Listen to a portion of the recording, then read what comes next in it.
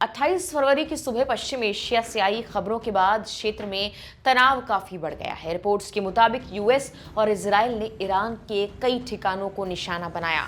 कई जगहों पर धमाकों की खबरें सामने आई और सुरक्षा एजेंसियों को अलर्ट पर रखा गया है।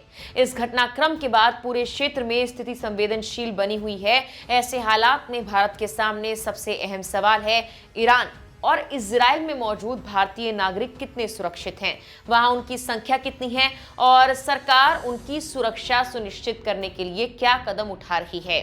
तेहरान स्थित एम्बेसी ऑफ इंडिया ने हालात को देखते हुए पहले ही भारतीय नागरिकों के लिए एडवाइजरी जारी कर दी थी। दूतावास ने ईरान में रहने वाले छात्रों, कामकाजी पेशेवरों और अन्य भारतीय नागरिकों से कहा था कि वो हालात पर लगातार नजर रखें और अगर संभव हो तो उपलब्ध वाणिज्यिक उड़ानों के जरिए भारत लौटने पर विचार करें। ताजा बयान में भी मिनिस्ट्री ऑफ एक्सटर्नल अफेयर्स ने यह साफ कर दिया है कि सभी भारतीय नागरिक हर वक्त अलर्ट रहें और स्थानीय प्रशासन द्वारा जारी सुरक्षा दिशा निर्देशों का सख्ती से पालन करें। भारतीयों को अनावश्यक आवाजाही से बचने, संवेदनशील इलाकों और बड़े सार्वजनिक जमावड़ों से दूर रहने और आधिकारिक घोषणाओं और अपडेट पर नियमित नजर रखने की सलाह दी गई है। दूतावास ने यह भी कहा कि भारतीय नागरिक अपने पासपोर्ट, वीजा, अन्य पहचान संबंधित दस्तावेज हमेशा तैयार रखें। जिन लोगों ने अब तक एम्बेसी के साथ अपना पंजीकरण नहीं कराया है, उन्हें आधिकारिक वेबसाइट के जरिए रजिस्ट्रेशन कराने के लिए भी कहा गया था, ताकि आपात स्थिति में उनसे सीधे संपर्क किया जा सके। विदेश मंत्रालय के उपलब्ध आंकड़ों के अनुसार ईरान में लगभग 10 से 11,000 भारतीय नागरिक रह रहे हैं। इनमें सबसे बड़ी संख्या छात्रों की है जो मेडिकल, डेंटिस्ट्री, फार्मेसी, नर्सिंग और इंजीनियरिंग जैसे कोर्स कर रहे हैं।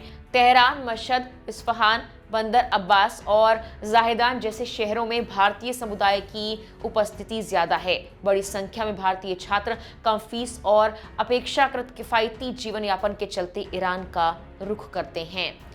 पिछले काफी दिनों में ईरान का एयर स्पेस खुला रहा है और वाणिज्यिक उड़ानें भी संचालित होती रही हैं। इसीलिए बड़े पैमाने पर किसी विशेष निकासी अभियान की घोषणा नहीं की गई थी। इच्छुक भारतीय नागरिकों को नियमित कमर्शियल फ्लाइट्स के जरिए भारत लौटने की सलाह दी गई थी। हालांकि अब जब हालात खराब हो रहे हैं तो देखने वाली बात है कि इस एडवाइजरी के अलावा भारत सरकार क्या करती है।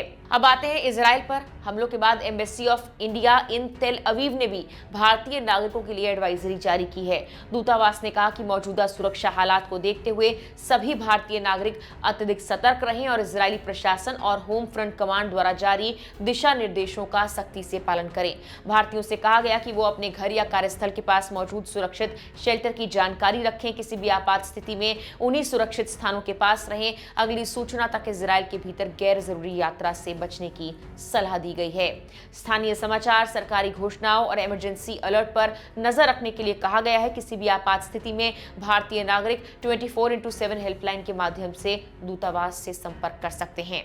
भारत सरकार ने यह साफ किया है कि वो क्षेत्र की स्थिति पर लगातार नजर रखे हुए है और संबंधित दूतावास स्थानीय प्रशासन के संपर्क में है। अब तक किसी भारतीय नागरिक के हताहत या लापता होने की आधिकारिक पुष्टि नहीं हुई है।